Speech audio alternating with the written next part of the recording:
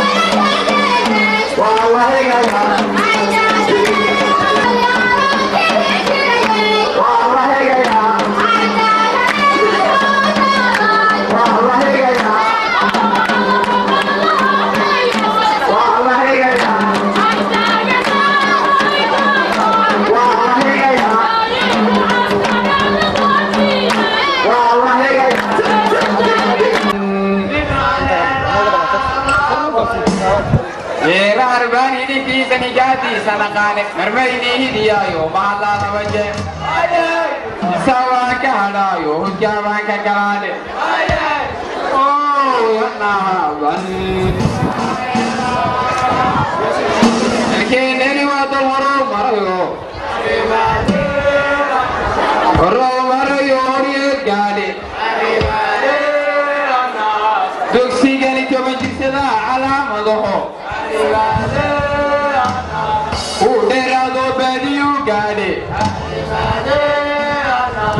أنا أقول جاهلاني مده أما هو ولا قرينا يو بريد سيرفيس كوي يعني وسير كنا وورجيس كيه أما ينا بوي يعني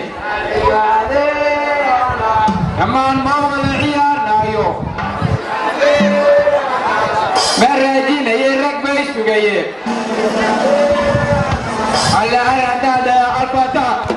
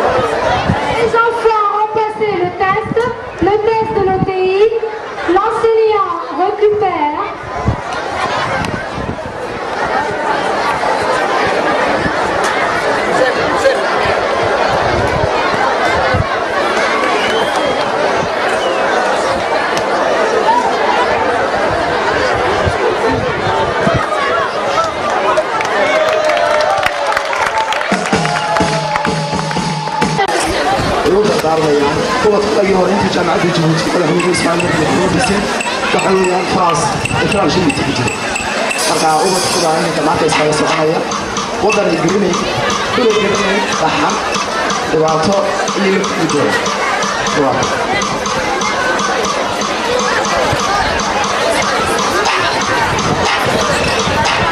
وحاولنا نمتع انتي تعليمك نصيب الذي يريده انتي قرنا يساعي نصيب الذي يريده جامعة الجنوبية كقشو Réjouir de la réussite de mes deux enfants en BBC et de leur admission au seconde. Mais rien, qui me honte. Il avait abandonné sa scolarité pour la seule raison de n'avoir pu trouver une famille d'accueil à Djibouti. Maman, écoute-moi bien. Plus de soucis à te faire pour nous. Et pourquoi? Y aurait-il une raison pour que je ne sois pas? Mais oui, mère. Il se trouve que la prochaine année scolaire, notre ville sera dotée d'un lycée. Et cela nous permettra de poursuivre nos études ici, sans difficulté. Un lycée à nous et chez nous. Oh, que je suis heureuse pour vous et pour tous les autres. Adieu mes soucis de vous trouver une famille d'accueil. Fini le temps où vous étiez loin de votre famille. Fini le temps où vous alliez au lycée de la capitale affamée. Mes chers enfants, fêtons cette réussite et cette bonne nouvelle en famille. Plus personne ne vivra le long calvaire qui m'a conduit à l'abandon scolaire. Qu'avais-je fait moi pour n'avoir pas une pareille chance? Pourquoi le gouvernement n'avait rien fait à mon époque? Tout ce que je sais, c'est qu'ils ont eu plus de chance que moi. Ah, hélas, pour ceux comme moi, qui n'ont pas eu ce ordre.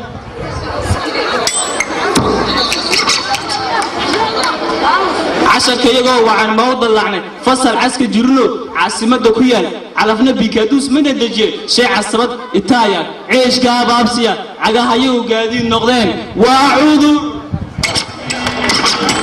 N'a pas eu cette chance que vous avez aujourd'hui. Il a dû vivre de suite des preuves insupportables qui firent son abandon scolaire, à l'origine de son abandon scolaire. Mais j'espère pour vous, vous en saurez profiter de ces domaines, car vous avez le lycée chez vous, avec tout ce qu'il vous faut. On vous promet, mère. On vous promet. wiilkii baxsanaa curadkaygii balanbal bartan maxaa dhigay tolow aabbo balanbal markaa dhammaystay ayaa bartaaba liishay laga furaa leeyahay waa goorma aabbo waa goora tacliin ugu dhex baktide way nasiibka walaalahaabaa buujaab eeg derigaagii nabadoo cayayaanka laga buufiyo iyo midnimo bukood bogsiiskeega priorite la siiye walaalahana kadib markii bulshadu sida baaxadda weyn leh loo boqray boqorkii horumarka 99 ayay yeesheen adna biirooga doosiye baan kuu dhigay beritoole imtixaan baad mari bisha askari barasho SNA hol walbaa tegi markay faaga marayaan dee sardan amba juudaneen hayaan que je suis très fier.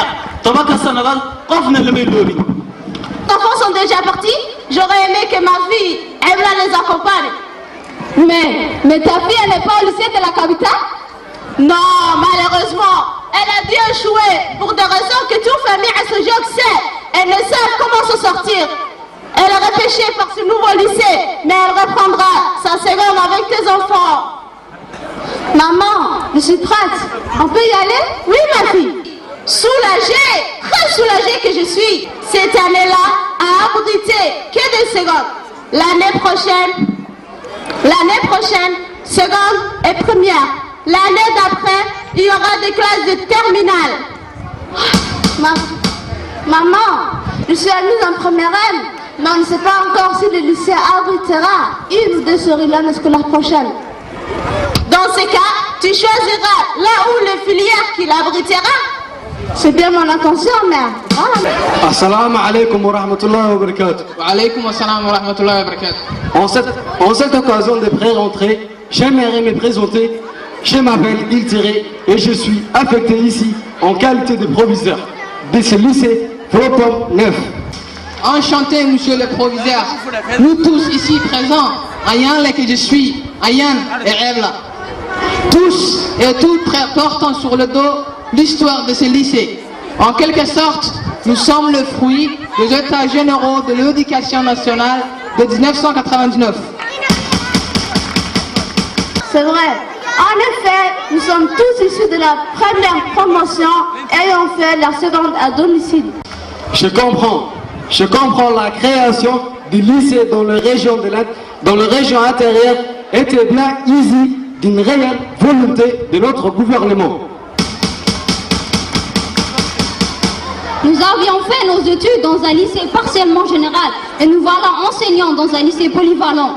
Tout revient à l'engagement politique du gouvernement issu dans le domaine éducatif ici des États généraux, voilà 10 ans. En voilà les résultats, des résultats significatifs, palpables. Si je me permets de récapituler, ces 10 années ont été porteuses d'espoir, pour dire très bénéfiques, aux enfants de ce pays, du moins côté éducatif. Oui, si je cite la réelle volonté, n'ayant pas besoin de témoignages ou de caméras. 1. L'université de Djibouti est devenue autonome par rapport à l'étranger. 2. Les CRIPEM par rapport aux fournisseurs étrangers. Dois-je rappeler que le manuel ou ouvrage scolaire sont conçus par les CRIPEM de nos jours? Et 3. Les régions de l'intérieur en quête d'autonomie par rapport à leur capitale. Les lycées polyvalents d'Alice Sévier est un exemple à citer. Je suis vraiment fier d'être djiboutien. Justement, une cérémonie de commémoration de ces 10 années sur la réforme aura lieu le samedi 19 décembre. Donc, chacun de vous, et si possible, vos parents même auront leurs mots à dire. Au 19 décembre 2009, Inch'Allah.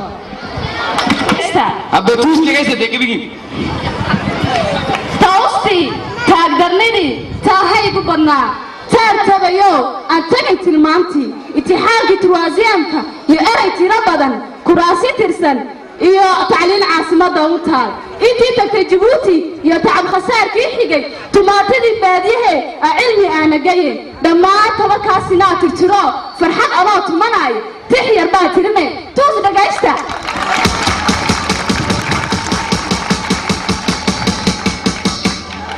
tabanta aygii iyo liiseygaan u tabaaloobay taabani maanta taa iyo wax kastoon tabanay tuulkii carari tallaabo anoo ka fogaan tacliim wuxuu helay tuulo iyo bartii u maditaa waa toos oo tag iskool miskiinkii tirsanayn helay maanta talada qaybtii barakadaana 10 sanaa watee farxad anoo tumanaya tix yar baan tirine tuus dhagaysta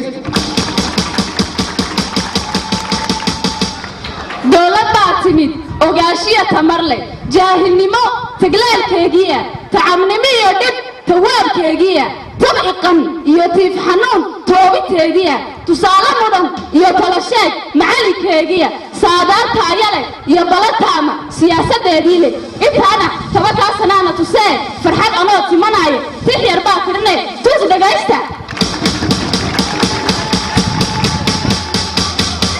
cajibi waa tani cidna ay sugayn taagloogana ku taal tuse toosiye iyo talasheeg maamulkii ka tagtagnaa caasimadda caskow taqabal qaybta waa mid aan yeel guddi tacliimeed tawxiidka ku adag wadatashi tababar taakulayn iyo horumar loo tabaco tixgelin sharci iyo shaydaana loo tulin waa tiira shaandhigee labadii tiire taagmila s iyo stj ee tuurka igu dilay liiseegii caskoo tamirta farxad anoo tirtirsanaya tixlaan hire baal inaad timaa gasho tuus iyo galaba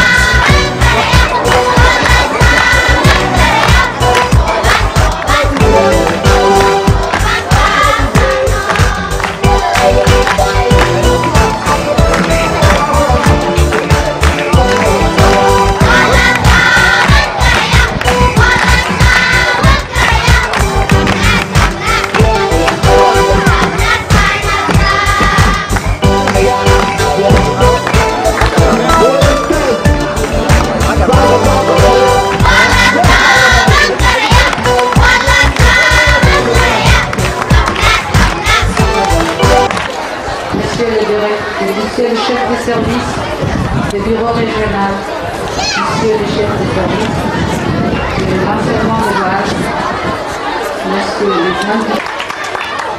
Walaalayaal waa mahadsantihiin horta sida wanaagsan ee uga soo qayb gasheen munaasabada tan tobanguurihii wasaaradda tacliinta.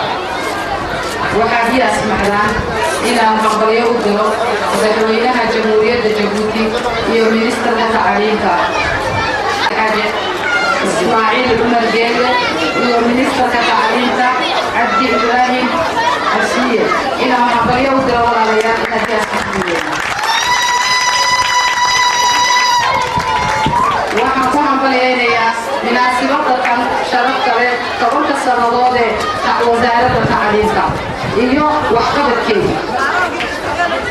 walaalayaal 10 sannadood 1999 ilaa maanta laga soo joogo 2009 10 sannadood wax badan bay wasaaraddu soo qabatay waayo waad garanaynaa iskooladu intay ahaayeen maalintii 99 la bilaabo madaxweynaha jamhuuriyadda Jabuuti uu bilaabay magistrature supreme waad ogtihiin iskooladu intay ahaayeen waa la garanayaa sayidinta kalaas ee ka koobnayd waa la garanayaa heejadu inta iskoolada lahaayeen waa la garanayaa.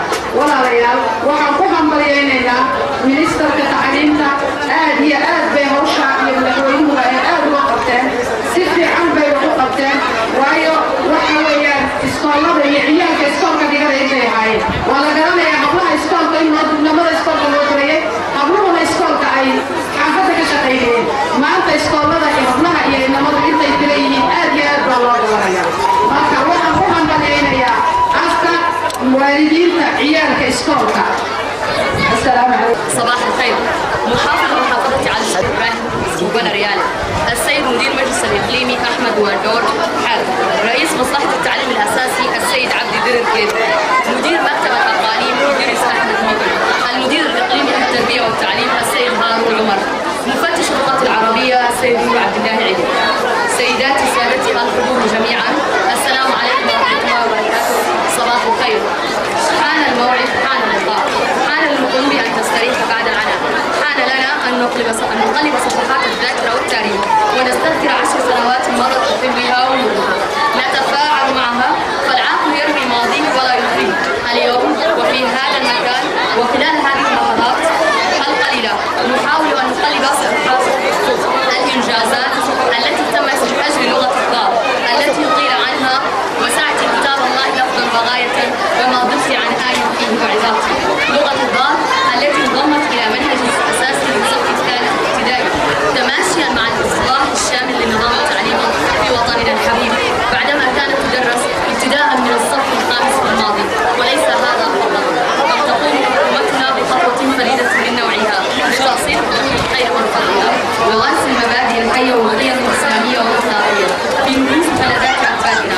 فضم التربية الإسلامية إلى منهج التلميذ حتى يراعي أطفاله من الصف الأول الابتدائي. فحسن النتيجة من حسن الصنيعة والدين دليل إلى الرشد ومعينه في الشدة وذكر بعد الموت. سيداتي وسادتي لن نطيل عليكم الكلام هذا بعد ما توقفت عليه ذاكرتي وما زلنا نحلم بغد أفضل وأجمل بغد يزيدنا عزما ويمنحنا الفضل غد نبني فيه أكثر ونبذل أكثر وكل الوفاء لهذا التراب الغالي. عفوا وشكرا على حسن الإصغاء والاستماع. السلام عليكم. Vive remerciement au principal acteur de cet ouvrage national qui n'est autre que le président de la République, son Excellence Al-Hajj Ismaïl Omar Guelleh, ainsi que le ministre de l'Éducation nationale et de l'enseignement supérieur, M. Abdi Ibrahim Asiye, qui a su honorer la confiance du peuple et du gouvernement.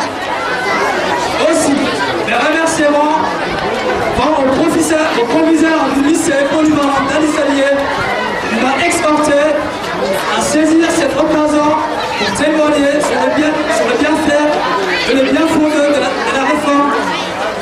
Vive le ministère de l'Éducation nationale et de l'enseignement supérieur. Vive le président de la République. Vive la République de Djibouti. Le nom islamique. Monsieur le Préfet, Monsieur le Président du Conseil régional, Monsieur le Secrétaire exécutif du Conseil régional, Messieurs les notables de la région, Mesdames les représentantes des associations des femmes de cette ville, chères enseignantes, chers enseignants, chers parents, chers élèves. Je remercie en premier lieu les représentants de tous les établissements de la région, les parents, les CP, les enseignants et les élèves de toutes les écoles de la région d'Ali-Sabié pour leur participation effective à toutes les activités sportives organisées depuis hier par la direction régionale en collaboration avec les autorités de la région, et cela en vue de fêter dans la joie avec nous à Ali-Sabié le 10e anniversaire des États généraux de l'éducation.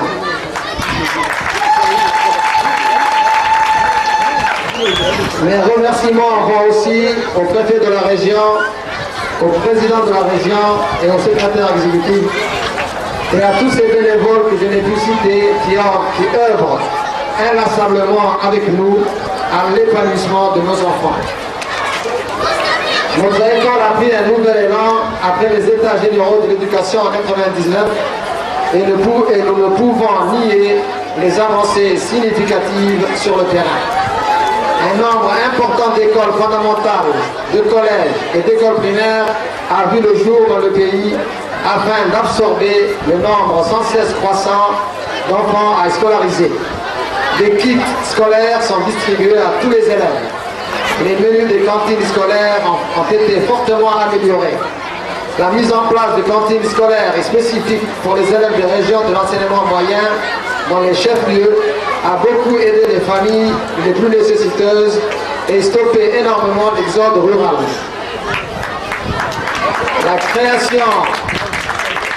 La création de directions régionales de l'éducation dans les régions de l'intérieur a fortement amélioré les services rendus à la population. L'autonomie de gestion des établissements scolaires a facilité les relations parents-administration et surtout parents-enseignants. Ali-Sabié, comme la plupart des autres régions, a bénéficié pour sa part de la réalisation de grands projets. La construction de 8 nouvelles écoles, multipliant ainsi les effectifs par 2 en 2009. Parmi ces constructions, on peut citer Ali-Sabié 3 en 2000, EAD en 2002, Faradil en 2005, Ali-Sabié 4 en 2008, Doudoualalé en 2009, Hindi en 2009, Godao en 2009. Le nouveau lycée polyvalent est opérationnel depuis 2008 et rien n'oblige actuellement les élèves et les parents à se déplacer sur Djibouti. Quant aux élèves du moyen, ils sont passés d'à peu près 600 en 1999 à 2220 en 2009, soit un effectif multiplié par 4 en 10 ans. Pour la localité de Hanol, en plus de l'ancienne école, elle a bénéficié de la construction d'une école fondamentale et tous les élèves originaires de cette zone, Goumeto, EAD et Hanol, ont été accueillis dès la rentrée scolaire 2008 dans de nouveaux locaux. Toutefois, afin de consolider ces acquis et d'améliorer encore plus la qualité et le fonctionnement de notre système éducatif, d'autres actions complémentaires seront naturellement menées par le MINESUP. La formation et l'encadrement du personnel resteront toujours une priorité pour le MINESUP et des actions éducatives ciblées et individualisées seront programmées dans tous les établissements de la région. Les parents d'élèves profiteront de formations spécifiques afin de parfaire leurs connaissances dans la cogestion des écoles avec le personnel du MINESUP. Je vous remercie de votre attention et bonne fête. مسؤولية وزارة التعليم تعطي عن سبيل سجوجين يعطي جبتي مدينة ويوينكا عبياشا الماودينكا معلمينكا ardayda meesha iskugu timid maaragtaana ka kala timid tuulooyinka ka kooban degmada Cali-Sabiix hortaba waxaan ugu salaamayaa halkan salaan qaaliya oo salaanta awal sanaha awgeed islaamka hijirsaday oo afar boqol iyo koob iyo soddon waxaan ilaahay sanad wanaagsan marnaa marka labaad walaalayaal munaasabadan quruxda badan leh ee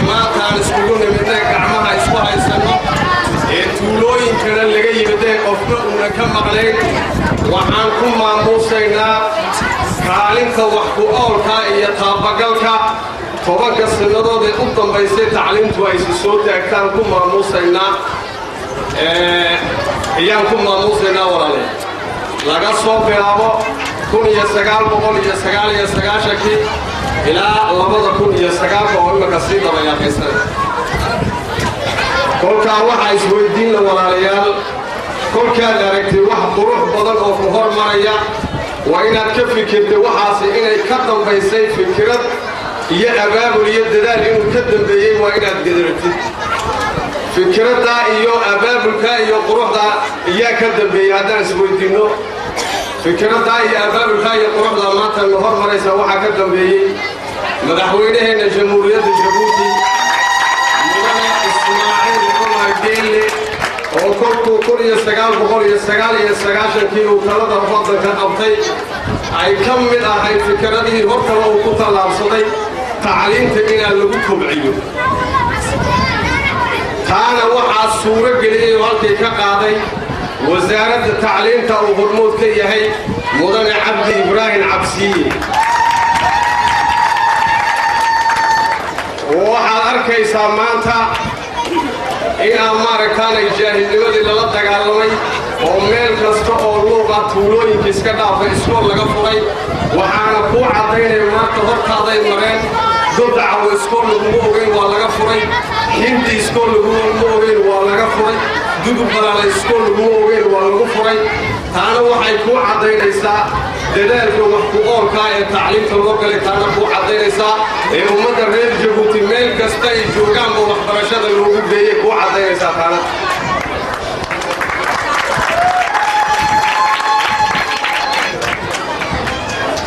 waxaan halkan ka hambalyeynaya inaan hadalkayga ku soo gunaanadayaa wakhtigu uu dheeraado cidceed baad joogteen marka hore waxaan halkan ka hambalyeynayaa madaxweynaha jamhuuriyadda jabuuti xaaji ismaaciil cumar geelle wasiirka tacliinta mudane cabdi ibraahim cabsiye oo isagu tobankaas sannadood dadaal wax ku oola ka geystay wasaaradda tacliinta mas-uuliyiinta kale wasaaradda tacliinta macallimiinta iyo ardaydaba halkan hambalyan uga soo jeedinayaa intii maanta munaasabadda soo qabaqaabisay dadweynaha cali sabiixna waxaan leenahay maanta jaamicadun baan jabuuti u tagaynaa wixii kale oo dhanba waan haysanaa bayaan leenahay dowladdu waxaan la wixii maaragtaane ay kareedkeeg way noo samaysay waxba nagama marno dadaalku haddeeta xaggeedna ardaydeen iyo waalidiintu ku eedan yahay wasalaamu calaykum waraxmatullaahi wabarakaatu.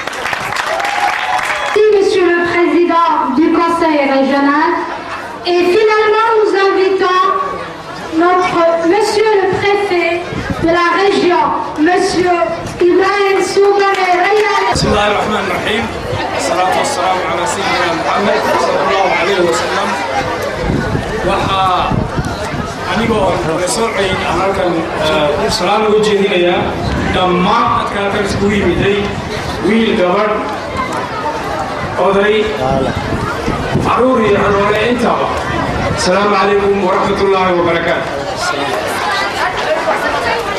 10 sano ka hor waxaa loo doortay saad ogtihiinba president ismaaciil cumar geelle madaxtooyada dalkeena si hoggaankeeda u qabto isla muddo intaa laga joogo waa 10 sano ka hore waxaa laga hirgeliyey dalkeenani oo la bandhigay kalfadhigii weynaa ee ku saabsanaa tacliinta dalkeena si waxqabadkeega wax looga eegi lahaa lagu foorarsan lahaa ee wax kaga qaban lahaa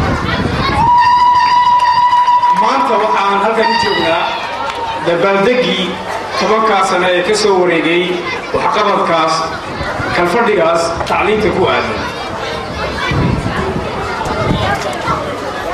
waad ogsoontihiin oo wixii hawl la qabtay ee waxqabad ahaa horey baa halkan looga soo sheegay oo inagu daalin maayo waxaanse inii sheegayaa waxa jadiid ee halkaa laga qabtay waxa ay tahay habka loo galay hawshaas etaashabarooga lagu magacdaray ee kafadhiga ballaaran ahaa habka loo galay ayaa muhiima inuu arrintaa qabto muxuu ahaa habkaas waxa uu ahaa iyadoo politik la sito uun ma garanaysaa in loola iman dadkii oo horta la isweydiiyey dadku waxay ka qabaan iskoolka ay doonayaan noocuu yahay bal dadka lala tasho si ma garanaysaa in su'aalo badan dadka la weydiiyo waxa ay dadku ka qabaanna laga dhigto politik taasaa wax jadiida ahaa oo wasaaraddu ay soo bandhigtay bay ahayd tiibaa maantana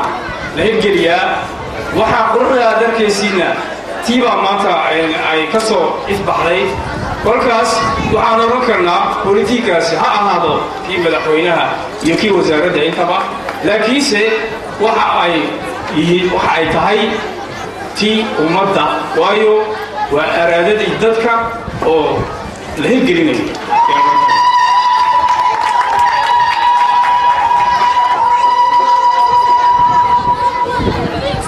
Il y a donc 10 ans, l'actuel président accédait à la magistrature suprême et il y a exactement le même nombre d'années, les États généraux de l'éducation se tenaient à Djibouti.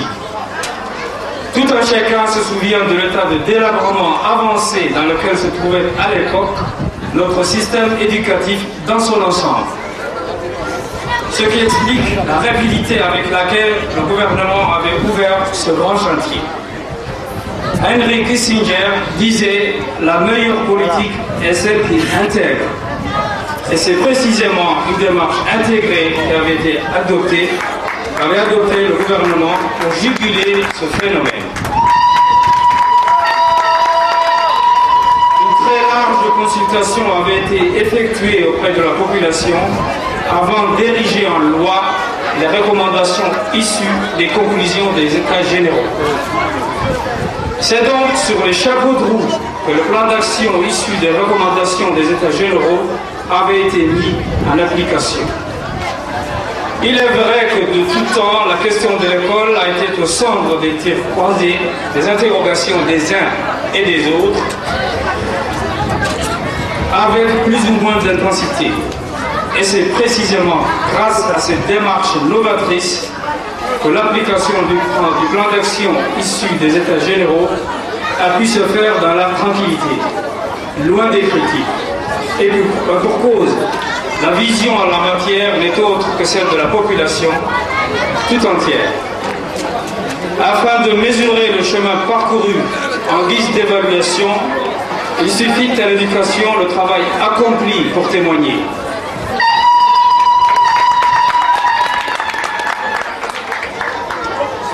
Au titre des réalisations, citons entre autres la construction de l'école AS3, celle de AS4, le lycée polyvalent, le renouvellement de l'école de Assamo, la construction de l'école de Rocheberré, connue sous le vocable Fradi, l'école de Hindi, l'école de Doudoubalale, Godaou, Sewen Baraou, l'école de Beyade, sans parler des effectifs sans cesse croissants, largement commentés par le directeur régional de l'éducation et par le président du conseil régional.